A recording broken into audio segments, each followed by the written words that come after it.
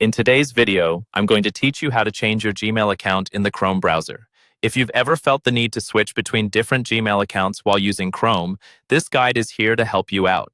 It's a simple process, and I'll walk you through each step to make sure you're confident in doing it yourself.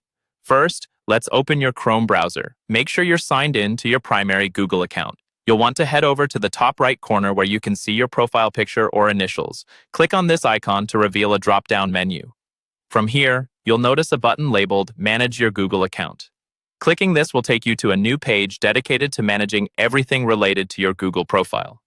This hub not only lets you manage multiple accounts, but also shows the devices currently connected to your account. Once you've accessed your Google account settings, on the left side, you'll find a menu with several options. Look for the category called People and Sharing. When you click on it, you'll see another section among the options that's named Your Profiles. Here, you can add a new profile or switch between existing ones. If you already have another account signed in, you'll see it listed here. Simply click on the desired account to switch to it. If not, click on Add Account and follow the on-screen prompts to enter your credentials. After you've added the desired account, you will now be able to toggle between accounts seamlessly. Clicking on your profile picture in the top right corner of Chrome will display all added accounts, making it easy to switch without having to log out and back in repeatedly. This feature is incredibly handy not only for personal use, but also for those who manage separate work and personal emails.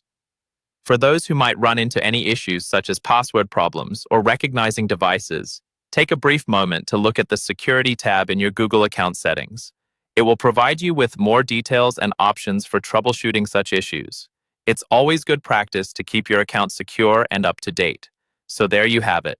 By following these straightforward steps, you'll effortlessly manage multiple Gmail accounts using the Chrome browser.